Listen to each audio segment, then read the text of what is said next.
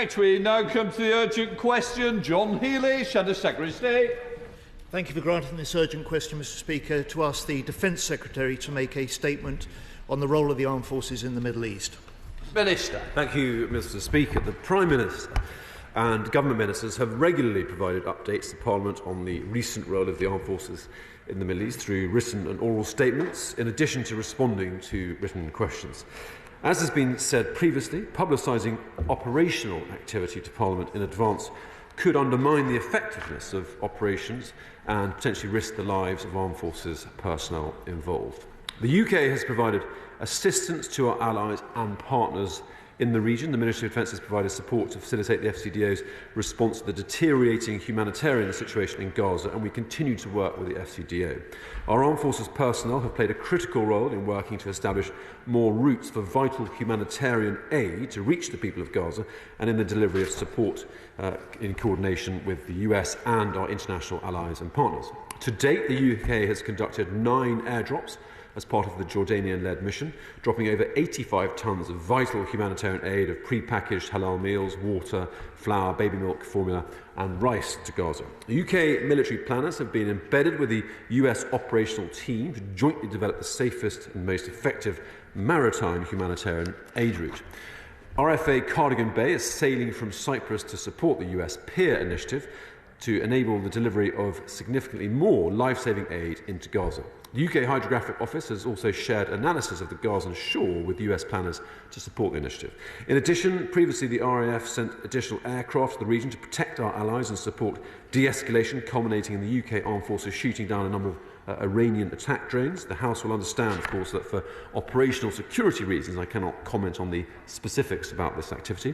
As stated by the Prime Minister on the 15th of April, our aim is to support stability and security, because that is right for the region, and because, although the Middle East is thousands of miles away, it has a direct effect on our security and prosperity at home. We are working urgently with our allies to de-escalate the situation and prevent further bloodshed, and we are directing all our diplomatic efforts to that end. Whilst I will not comment on media leaks and speculation, I can assure the House that the Government is taking all measures to support our allies and partners in the region. We are pressing for a sustainable ceasefire that will enable the release of hostages and provide the people of Gaza with the essential assistance and humanitarian aid they need. John Healey. Can I welcome the Minister back to the Department in his new post? Of course, it's the Defence Secretary who should be here. He's only made one oral statement on the Middle East in more than 2 months. Our UK Armed Forces, the Minister said, are reinforcing regional stability, protecting international shipping, defending partner countries and delivering desperately needed aid to Gaza. We're proud of their professionalism. We pay tribute to their work across this House. But the agonies of the Palestinians in Gaza are extreme. Children starving, families dying, famine and disease taking hold. And humanitarian help must flood into Palestinian hands. So we welcome the 9th RAF airdrop last week, but we ask, why has there only been one sea shipment of UK aid in more than 6 months, with none this year? And what is the Government doing to open up the Ashdod port? We welcome, Mr Speaker, the new role for RFA Cardigan Bay, helping build this temporary pier. And with the Royal Fleet Auxiliary demonstrating their vital naval support, is the RFA protected from new civil service cuts? Have ministers resolved potential strike action? And what is the Defence Secretary doing to raise rock-bottom morale in the RFA? Mr Speaker, weekend reports suggest UK troops could be deployed to deliver aid on the ground in Gaza. Can the Minister confirm these plans? How will the Defence Secretary report to this House and ensure that Parliament has a say on any such deployment? Mr Speaker, the Defence Secretary seems to be doing the bare minimum on the diplomatic front. Why has he made only one visit to Israel and the occupied Palestinian territories since October the 7th? Mr Speaker, we need an immediate ceasefire now, hostages released now, unimpeded aid now. We need a political route to secure a long-term two-state settlement, and where the Government pursues these aims, it will have our fullest Labour support. Minister. Well, thank you, Mr. Speaker. I'm very grateful to the right honourable gentleman for his questions and his warm welcome. He asked a series of pertinent questions which I shall seek to cover off. He has asked about our efforts with regard to maritime delivery, and clearly the deployment of RAF Cardigan Bay is leaning into the prospect of a far greater flow of maritime aid through the Cyprus humanitarian corridor, which will seek to substantially uplift that delivered so far, and that will have an important impact on the extent to which Ashdod can also come into play. But we do make the point regularly to our Israeli colleagues that the opening of Ashdod will be a critical enabler in terms of dramatically increasing the rate of flow of aid, which is so seriously needed. He asked a question about Royal Fleet Auxiliary Ship Cardigan Bay. And now, of course, colleagues will have noticed from the statement last week to the House that the very substantial uplift in defence funding and the significance of an additional £75 billion over the next 6 years does mean that morale across all three services, and indeed the Royal Fleet Auxiliary, will be resilient and higher than it was before. And I think that's an uplift, and that's a vote of confidence in our capabilities, of which we should all be very proud, and I certainly am. I'm not going to comment on the speculation that there might be a ground role for UK forces. It wouldn't be right for me to comment on speculation, and we're very clear as to the current remit. RFA Cardigan Bay is there to provide living support for the US troops involved in the construction and operational delivery of the JLOTS platform. Of course, the Defence Secretary will continue, as is his wont, Mr. Speaker, to report frequently to this House and to make oral and written statements. And I'm very pleased that the right honourable gentleman would like to see the Defence Secretary in this dispatch more often. And I will relay that desire to the Defence Secretary when I see him. But of course, he is a busy man. But he knows that his first duty is to be in this House. And of course, he has, his visit to the OPT was important, and his is a global role. And I think to characterise his one visit as disproportionate and lacking of interest, I think is uncharitable to say the least. And can I just, in all earnestness, we do share the view expressed by the right honourable gentleman that a far greater flow of aid and humanitarian support is contingent upon a sustainable ceasefire. And this House will know, Mr. Speaker, that we call on Hamas to lay down its arms and release the hostages as the surest route to finding that sustainable ceasefire. Chair of the Select Committee, Jeremy Quin. I commend the government's determination to get aid into Gaza, and I commend the work of the RAF, RFA, Cardigan Bay, UK planners and the Hydrographic Office. But as the Minister is aware, I wouldn't expect him to comment on speculation. But as the Minister is aware, some of the best laid and best intentioned of plans can run into problems. Would he assure the House that we would only ever contemplate UK boots on the pier with appropriate force protection in place? Well, to the Chair of the Select Committee, he speaks with characteristic expertise, and I think he's absolutely right. It would be improper for me as a Government Minister to comment on that speculation. MP spokesperson Dave Doogan. Can the Minister confirm that the US maritime humanitarian aid corridor is only required because the Israeli government will not allow the port of Ashdod to be used to receive the appropriate level of aid for northern Gaza? And is the UK government content with the stranglehold on the people of Gaza? We know that the working assumption is that a nation will be driving trucks of aid across this American facility, but will that be the UK? And in the event that it is, what is the nature of the risk assessment which sees UK troops potentially stepping up for an operation where American troops fear to tread? Mr. Speaker, getting aid into Gaza to alleviate the unspeakable torment of the Palestinians must be a good thing, and the professionalism and capability of UK troops is beyond question. But are ministers seriously suggesting that the best that Euro-Atlantic allies can muster is British troops? Have ministers forgotten about how British forces operated in Palestine in the Arab Rebellion of 1936 because the Palestinians hadn't? Any risk calculation must command more robust analysis, rigour and humanitarian ambition, not simply UK ministers' ambitions for positive headlines. Well, Mr. Speaker, that was a sort of mixed bag of questions, and sort of, but in the spirit of sincere debate, I mean, really we should describe the fact that we are leaning into the Cypriot and Jordanian humanitarian effort. That's very, very important because it needs to be grounded in the region. Solutions to the region, problems of the region, lie in the region. We are very proud to be a part of. Clearly, we have a key enabling role along with the US, but it is a Cypriot and Jordanian-led humanitarian effort that we are leaning into. I won't comment. He invited me to comment on speculation in the media, which I won't do, and nor will I dwell on his reference to a history lesson of 1936. What I would say is that we should be very upbeat and proud of the way that we have leaned in to the delivery of a significant delivery of humanitarian aid. And, Mr. Speaker, that is a key component of the stabilisation and any prospect of peace in Gaza. Chair of the Intelligence Committee, Sir Julian. One of the main strategic aims of Iran, Russia's ally, in supporting what Hamas did in October last year was to suck Western powers into the Middle Eastern theatre, thus diverting them from Russia's existential conflict with Ukraine.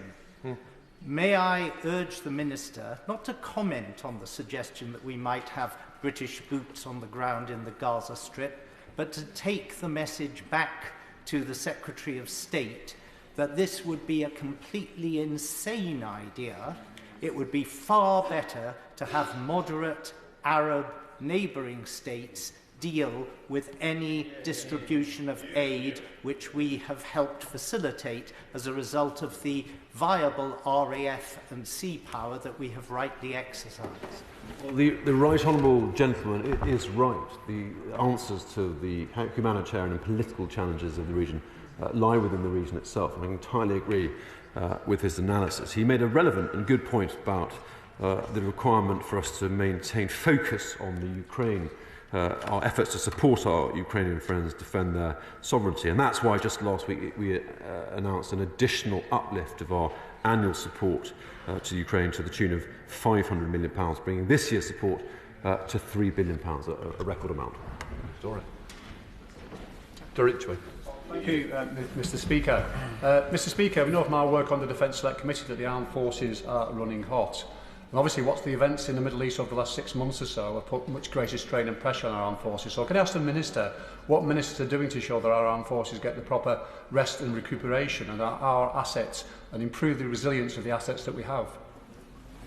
Mr. Speaker, we're increasing funding for defence to record levels, which improves and it increases their capacity to train, to rest, and have all of the other areas of their lives, other than operations, attended to. And that's a huge vote in confidence in the esprit de corps of our armed forces, taking defence investment to 2.5% of GDP by 2030. It's a tremendous boost, and that will filter down and improve retention and effectiveness right across the board.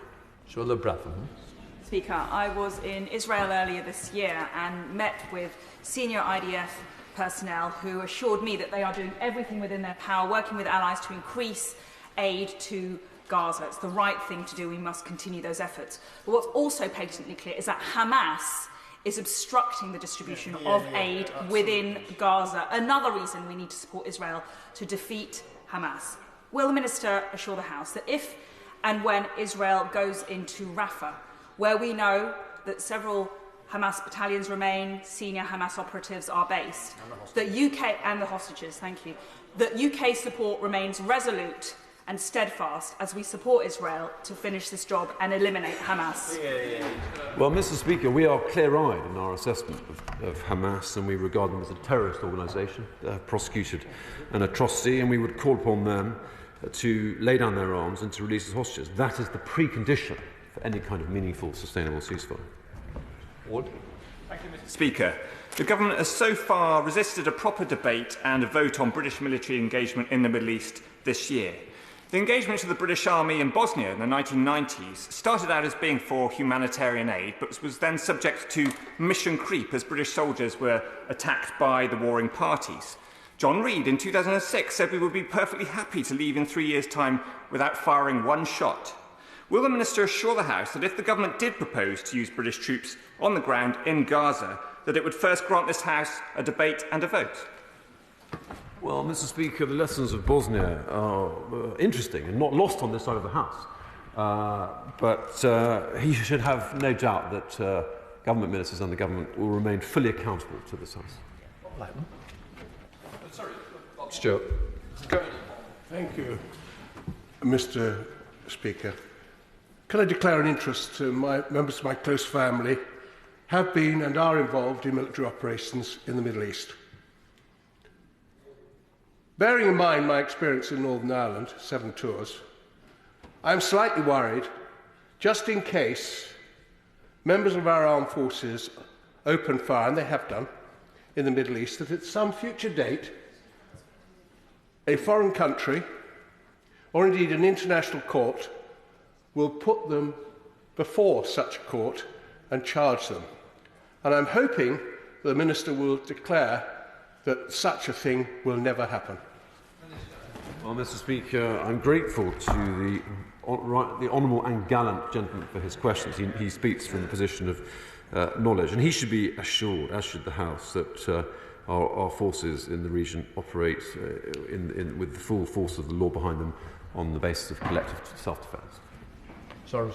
Thank you, Mr. Speaker. Israeli media is reporting that the International Criminal Court could be about to issue an arrest warrant for Benjamin Netanyahu and other top Israeli officials for the litany of war crimes committed by Israel in Gaza. It is further reported that the United States government is working to prevent justice from being done and to stop the ICC from issuing arrest warrants. So after more than 34,000 Palestinians, women, men, children, have been slaughtered in Gaza, and Israeli bombings have obliterated and decimated entire Palestinian neighbourhoods, does the Minister agree with me that Benjamin Netanyahu should be held to account for his horrific crimes? Well, Minister, we've got to be careful. The question is quite framed. I'm sure the Minister might want to pick part of that to answer. Yeah, I regard that as out of scope. No, I think I do that, but Robert General. Is a terrorist organisation that hates the United Kingdom and everything that we stand for. It would therefore be deeply unwise for the UK to commit British servicemen and women, whether on the ground or on the pier in Gaza. It's for precisely that reason that the White House has categorically ruled this out. Will the Minister take the opportunity to do the same so that we can reassure our constituents that we don't make an inadvertent mistake, and British troops continue doing what they should be doing, which is facilitating the complete eradication of Hamas? I agree entirely with his analysis and his comments about Hamas. Other than that, of course I won't comment on speculation in the media. Rachel Maskell. Thank you, Mr. Speaker. What discussions has the Minister had regarding the UN security forces accompanying trucks being able to move into Gaza in the light of the impediment which they're facing, but also to rebuild the infrastructure so that trucks can travel across the country to deliver the crucial medical and other humanitarian aid there? A great deal of energy from government ministers and our officials is going into the ongoing discussion about how to operationalise the greater flow rate of humanitarian aid going into Gaza. So she asked a very relevant question.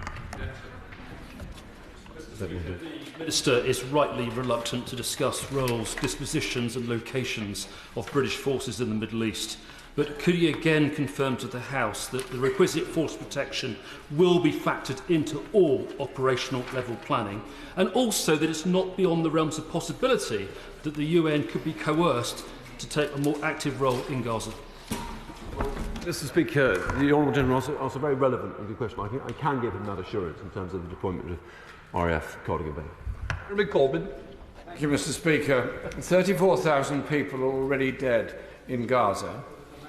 Many are dying now from wholly preventable conditions in Rafah, such as measles and other things, because of the lack of sanitation and the lack of medical care. And Israeli bombardment is still going on. That is the biggest problem of getting aid in. What pressure is he putting on the Israeli government to cease the bombardment of Gaza, to ensure the withdrawal of Israeli forces from Gaza, and that we will not be deploying British troops anywhere on the ground in Gaza or the West Bank or any other part of the region. Instead, we will search for peace and for justice for the people of Palestine. The right honourable gentleman asked about protection of civilians. We continue to make the point to our Israeli friends that they must seek to protect civilian lives. But of course, the root cause of this is the atrocity committed by Hamas. And for peace to be secured, all that would have to happen is for Hamas to lay down its arms and release the hostages. Iran continues to present one of the most pressing and one of the most dangerous threats to the Middle East region and to global stability, with the increasing emphasis on the need for an integrated defence strategy comprising different nations of the region. Does my honourable friend agree with me that there will be an ongoing vital role for British forces to play, as they did so ably on the night of the 13th and 14th of April? I wholeheartedly agree, and we should pay tribute to those who very courageously had an active role in that defence of our collective security. Undoubtedly, British armed forces right across the region have a sustained and hugely important role in terms of bringing peace and stability right across the region. Now deal with them. Thank you, Mr. Speaker. The UN reports that 80% of all those facing imminent famine in the world are located in Gaza, with over 200 humanitarian workers killed by Israeli forces since October. A ceasefire is essential for the effective delivery of aid and for preventing famine in both the short and the long term. So how can this government justify its continued refusal to back calls for an immediate and permanent ceasefire? The Honourable Lady is correct. A ceasefire is needed. That is the way to assure the flow of aid that Gazans need. The precondition of that ceasefire is for Hamas to lay down its arms and to release the hostages. Andrew Percy. Speaker, I was in Israel on the night of the Iran attacks and saw the jets in the sky and David Sling and Iron Dome dealing with the ballistic missiles as they came in, and I felt very proud to know that our forces were involved, and Israelis were very, very grateful for our activity in that. One group of people, though, who are not being provided with aid or proper medical checks in Gaza, of course, are the hostages. Last Monday, I spoke to the parent of 23-year-old Hershgold Polim, who was last seen on October the 7th being bundled into the back of a truck with his arm and hand missing, having had a grenade thrown into the shelter he was in. A video was released on Wednesday, the first sight of him, and he looked in a very distressed state. So can the Minister assure me that we will continue to do everything we can, militarily and through intelligence, to help Israel in locating these hostages? Well, Mr. Speaker, of course I can give him that assurance. It's a highly sensitive subject, and if he would care to raise that case with me individually, we'll do what we can to follow up. Well, Weston. Thank you, Mr. Speaker. 2 months ago, this place passed the Labour motion, calling for an immediate ceasefire. We also believe that Hamas must release immediately its hostages, but also Israel must also look at releasing its prisoners. But there has to also be an immediate and unimpeded supply of aid into Gaza.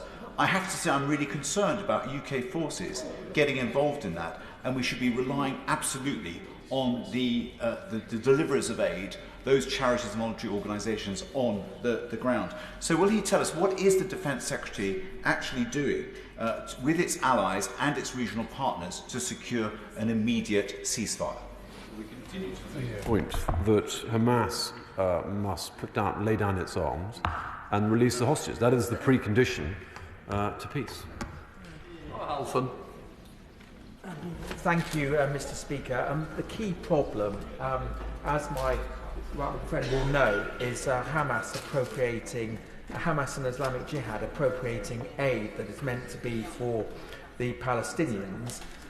What steps is my honourable friend taking, or the armed forces taking, to ensure that aid gets to those who really need it, not the terrorist networks? And what steps also is the armed forces doing in terms of the Hamas terrorist tunnels from the border of Egypt? Because the British armed forces could play a significant role in working with Israel to dismantle the tunnels networks. Speaker, you asked a very good question, and I think a huge amount of effort is going into. We are leaning in very energetically to the prospect of a greater degree of aid flowing through the Cyprus and the Jordanian humanitarian corridor, which is the reason that the JLOTs, the temporary peer capability, could be an absolute game changer. Thank you, Mr. Speaker. The government continues to provide huge sums of taxpayers' money for arms and weapons for Ukraine, but minimal funding for humanitarian aid for Gaza. Does the Minister believe that the UK public share the government's spending priorities? I believe they do, yes. Well, Logan. Mr. Speaker, despite some positive noises coming out of the Middle East about a truce, for my constituents in Bolton, it is deeply worrying to see reports of increasingly likely ground offensive in the southern city of Rafah. I know the Minister referred to not wanting to see any more bloodshed, but if there is a ground offensive, more blood will be shed. What is our government, and in particular the Ministry of Defence, doing to avoid a bloodshed happening in Rafah and also to prepare for different scenarios? Always make the point to our Israeli colleagues that the protection of civilian life is imperative. We acknowledge that Israel has an absolute right to self-defence, and we hope that Hamas will recognise that the path to peace lies in laying down their arms and releasing the hostages. Jonathan Evans. My understanding is that the British government does not support the ground offensive by the Israeli military in Rafah. Will it therefore use all the leverage at its disposal, including export arms licences, and to withdraw those if the Israeli government act against British policy? Well, Mr. Speaker, we have one of the toughest arms export regimes in the world, of which we should be very proud. James Wilde. Thank you, Mr. Speaker. In terms of the Middle East, it's a decade since this House voted to support the UK joining the global coalition against Daesh. And while territory has been liberated, doesn't the very recent strike by the RAF against a rocket launcher being used to target coalition forces underline the need for sustained long-term commitment to defeat and destroy terrorism? You're right, Mr. Speaker, and we should be grateful for the role played by the Royal Air Force. It's a reminder that the price of peace is eternal vigilance. James Shannon. Thank you, Mr. Speaker. I thank the Minister very much for his response to the answers. I very much welcome the Prime Minister's announcement last week for the extra defence spending, and it is important that we support those innocent victims who cannot protect themselves. The UK's role in the Middle East is much appreciated, much acclaimed and respected. Does the Minister agree that in response to recent increased Iranian threats, for instance the IRGC, our response for Hamas terrorist attacks across Gaza and the broader Middle East, that we must do whatever we can within our budget to ensure that there is an encouragement of de-escalation and an effort to prevent further attacks by Iran and its supporters? Speaker, I agree with the honourable gentleman. He's right that the 2.5% of GDP by 2030 will provide that boost and ensure that operationally we have the capability to achieve that global response that we need to keep our country safe. Jonathan. Trucks a day, because that was the pre-war numbers, but that was when Gaza had a relatively functioning economy and agricultural sector to back it up. So more trucks than 400 would be needed by land and sea. So I thank the armed forces for their help in delivering aid and also helping build the pier. But what pressure are we putting on Israel to get more aid quickly delivered by land, which is the best and the quickest way of doing it? And the use of UNRWA in northern Gaza, if they have the most effective system to get aid to the right places quickly. Well, Mr. Speaker, the Honourable Lady is correct. We do need to increase that flow. I think what would be a game changer is actually the opening of the port of Ashdod, and we continue to make that point very forcefully to our colleagues. Sir Michael Ellis. Thank you very much, Mr. Speaker. Would my right honourable friend agree that His Majesty's Armed Forces could only be providing any humanitarian support now or in the future with Israel's total cooperation, and they should be recognised for that? And has he noted also that Israel's Iron Dome and Arrow 3 defensive systems, amongst other things, are effectively, or would effectively be, part of the protection of His Majesty's forces and other allied forces, making even more nonsense from the anti-Israel interests when they speak and call for an arms embargo against Israel, because if allied forces, including His Majesty's forces, were to be acting in the region, they would be looking for support from Israel itself. The right honourable gentleman makes a very good point. That completes the question. We will let the front bench clear. Or not. Right, take that.